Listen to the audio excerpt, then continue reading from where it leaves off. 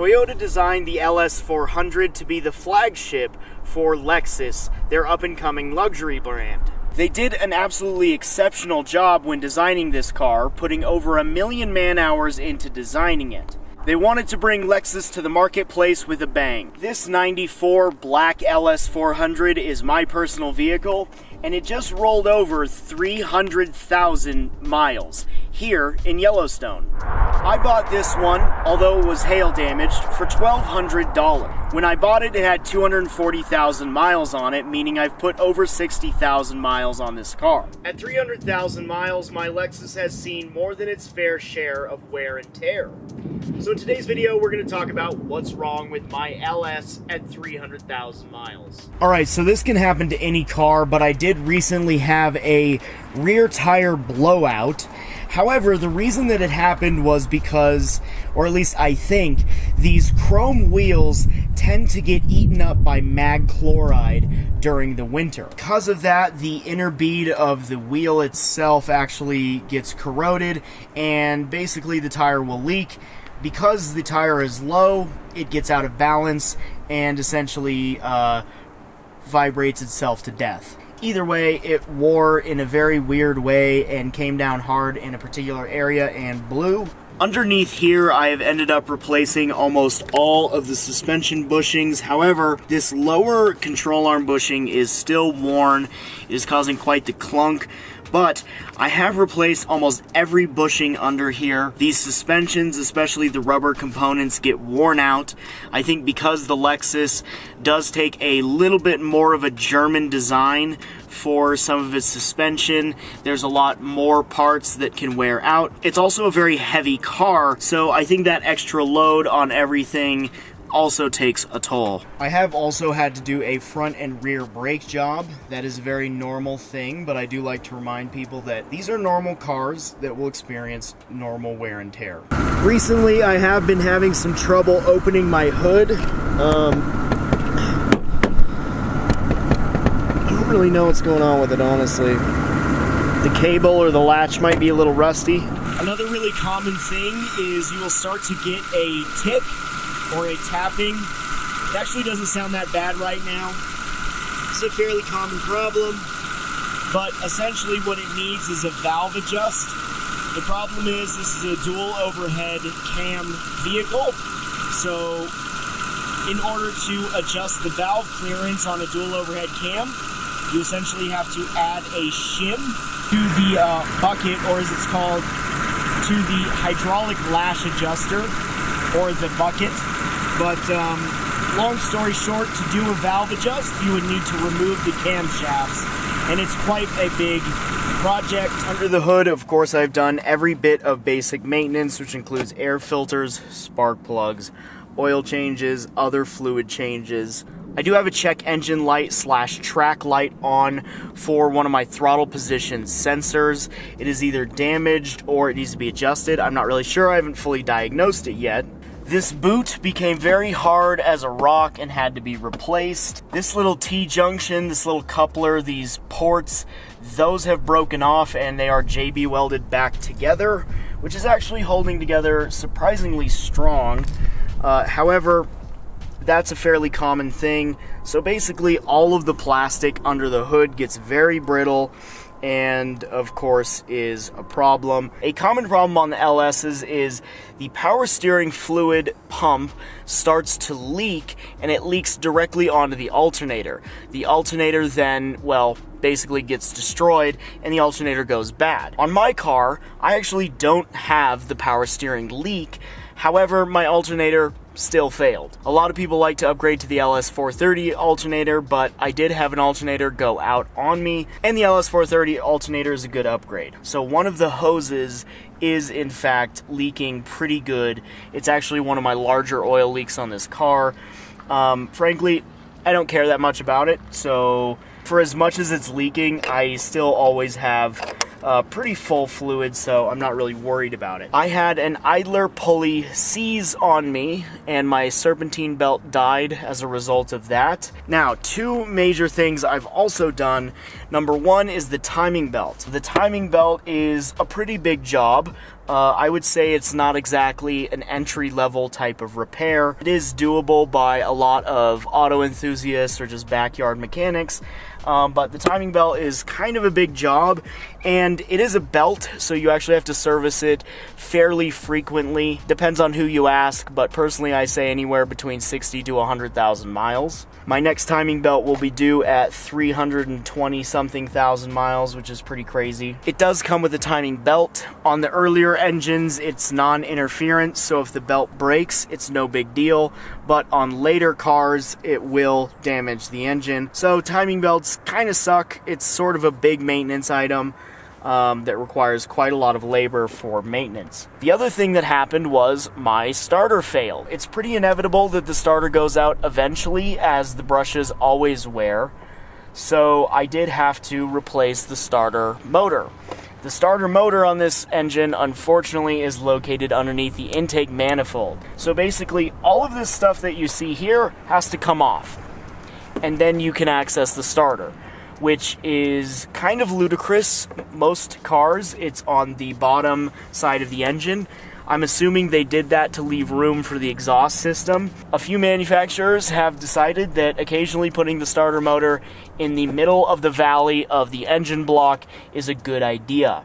And of course, they do fail. Recently, I did quite a large job, and when I put it all back together, eventually I developed an intermittent random misfire. And it drove me crazy for a long time, and it was rather hard to diagnose.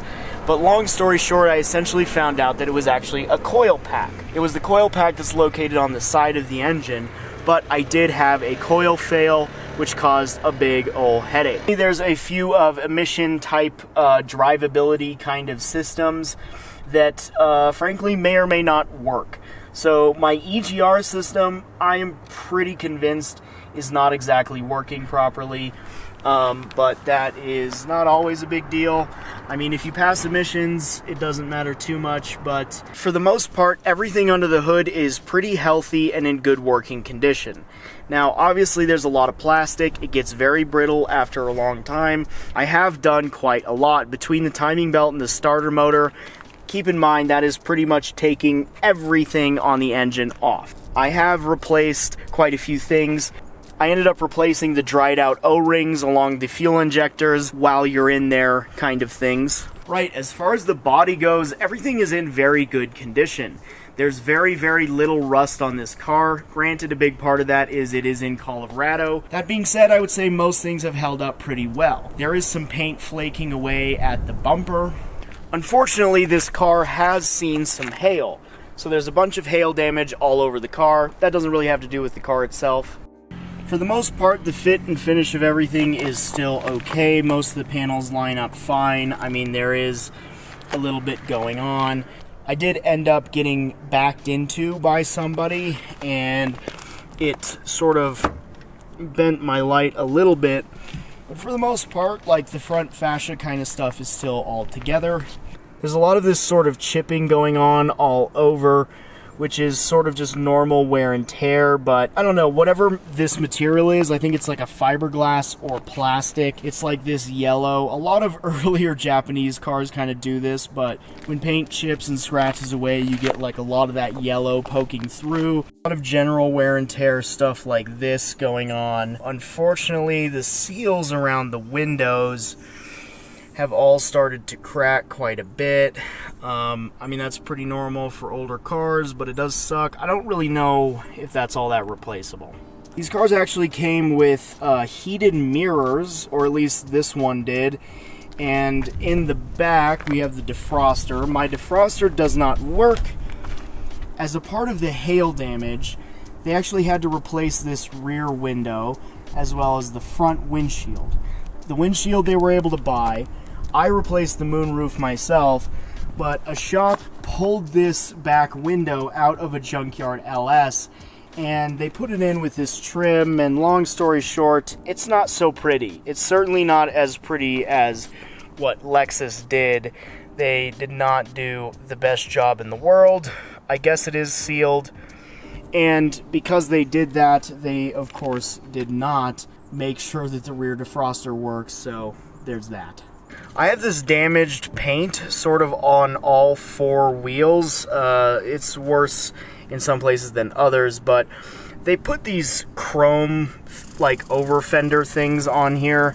I don't know if it was factory or if it was like a dealer option, but over time they corroded and damaged the paint, so it's pretty unfortunate. When I first bought this car, maybe you remember from some of my earlier videos, but this door handle was completely broken. There was only a sliver left, and that's what I was opening the car with. That's a really common problem on these cars. They made these door handles out of this crappy little pot metal that just sort of disintegrates eventually. I fixed it by getting a new handle, painting it, but on the inside, I basically reinforced it with a shitload of JB Weld, and it's still working and it's done quite well. So the power antenna is broken. No idea what happened to that. Overall, the paint is in really good kind of condition. I mean, it's not super faded. It still looks and feels sort of thick. It's got a lot of its luster, and this paint really has not been taken care of very well. So overall, I would say just the materials as far as the paint and whatnot is very good. One common thing that I've kind of seen a lot is like this one random spot sort of just like wears through, and you can start seeing some of that yellowish color under there. Really kind of bizarre. I guess it's pretty common, but it's just like this spot that sort of, I don't know, the paint just doesn't hold up. Overall, the interior is in decent shape. Now, my seats are very beat up, but again, they have 300,000 miles on it. We have a few tears. I don't know, some people have suggested I replace the seats, but to be honest, I'm fine with them being a little worn out, especially given how much I sit and drive in them. What does bother me a little more, however, is the edge of the steering wheel is a little worn out. That's something that I feel a lot, and I'm not in love with it. Another fairly common thing is these window switches to go out, but also this paneling starts to peel up from it and falls off and looks ugly. On the passenger side door, we have a little bit of a crack underneath the door handle, and there's just a bit of damage. I have seen that crack before on other LS's. I do think it's starting to be like a pattern failure. I've seen it quite a lot, so. And again, with the paneling coming up on the window switch. There are some radio issues sometimes on these cars. There's the Nakamichi system as well, so it can be kind of a pain in the butt to find parts and repair some of this stuff because there's a couple different stereo systems. I, of course, have aftermarket. Now, a common problem on these is this climate control panel. This little, like, LCD whatever screen goes out, and, well, it doesn't really give us any information because it's kind of blank, but, I mean, yeah, it's supposed to say, like, cold there. That's fairly common. You also have a clock on this right side, so those little displays kind of go bad. It's not really a big deal. You just press the button and you know what it is. But I mean, the controls themselves, like, all work. So it's fully functional. It's just like some of it's kind of not working. Another thing that is wrong with my car is my shifter assembly, well, is cracked here, obviously. But this whole thing is like kind of in ruins and is terrible. Like, it says I'm in neutral. I am, in fact, in drive right now. And yeah, and it's actually gotten so bad to the point where I couldn't get my key out of the ignition the other day. So that's not good. I think that's fairly common. One bummer is up here along the headliner. There's this cloth that's sort of coming up. That sucks. These seat belts get dirty and these retractors get kind of weak. So the seatbelt retractor, like, doesn't work all that great. Not really a big deal to most people. It's definitely annoying because your seatbelt's sort of always just crappy looking. Yet another common thing, and it's ironic because my cup holder that we replaced it with broke, but there is a little cup holder assembly that folds out of the console. It is, it's kind of cool in the way they designed it, and it was not designed for modern American cups. So it was too small and they broke a lot, but the cup holders were a common issue. A lot of like 90s Japanese cars really did not have their cup holder game on point. It's fairly common for the dash cluster to go out. Also, by the way, there's the proof, 303,000 miles. All of my gauges work, so that's great. That's not really unique to the LS400s. That seems to happen on just about all older cars. One of my favorite parts about this car, and oh my god, knock on wood, my dash is not cracked. That's pretty incredible. It is starting actually a little bit, but that's pretty nice. That's uncommon on a lot of these Japanese cars that are from the 90s. This isn't exactly an interior thing, but it is located in the interior, and that is the ECU. So that is a super duper super common problem on these cars. The ECU tends to go out. They have these devices called capacitors inside the ECU. They start to leak over time, and it can cause all kinds of very serious performance issues with your car. The solution most people do is they either buy a rebuilt ECU or they send it off to be rebuilt by some of the community's experts. So I did end up having to do that, unfortunately. However, the car ran a lot better after doing it. It can really sap the performance of your LS. For whatever reason, it can make your LS slower. The ECU can actually cause some serious performance issues. It can change your shift points. The shifting of my transmission felt completely different after the rebuilt ECU, and in a good way. So that may seem like a lot of negatives. However, pretty much everything that I didn't talk about still works. So the AC and the heat still work well. The car drives and runs just fine. The brakes are fine. I mean, pretty much everything on the car works as intended. I think one of my wheel bearings is going out. I believe it is the front right, but I'm starting to hear a whirring, howling, kind of grinding noise. It changes as I put lateral load on the car, meaning like when I kind of jerk the wheel left to right. So I'm pretty sure we've got a wheel bearing going out. That's definitely going to be something that fails after a lot of driving. The high beams work, the low beams work, every light works. I do have some bulbs out on the inside. It runs and drives great. It still looks pretty good. The interior still feels good. The doors, the trunk, the hood, they all feel good when you open and close them. Everything still feels crisp, tight. All the touch points are things that feel very solid and really just feel like something that's built well. No matter what, no matter how reliable and Toyotas and Lexuses are, they are still cars, they are still machines, and I guarantee you they will wear out in one way or another. I have this weird feeling that people are starting to believe that Toyotas are completely indestructible and completely without having to do any repairs whatsoever, and that just isn't true. So this car has left me stranded a couple of times, and we have had some major repairs that have had to be done. Overall, I would still say it's one of the more reliable cars that I've ever owned, and they are in fact great cars. So again, some common pattern failures. You see a lot of suspension issues on this car because they have a lot of moving pieces, and it is a very heavy car. And people drive them a little sporty. I mean, this is a nice car to drive. It's great to cruise through some mountains and do some grand touring type of spirited driving. I think this car is actually fantastic for that. Some other common issues would be a lot of the interior stuff, just normal wear and tear in those specific spots. The door handles are very common. The ECU is common. The starter is pretty much inevitable, and it is a big deal. The timing belt is a regular maintenance item that is quite a lot of work. The power steering leaks are super common. But overall, the Lexus LS400 is a fantastic car that was in fact over-engineered, and these things can, of course, make it to 300,000 miles.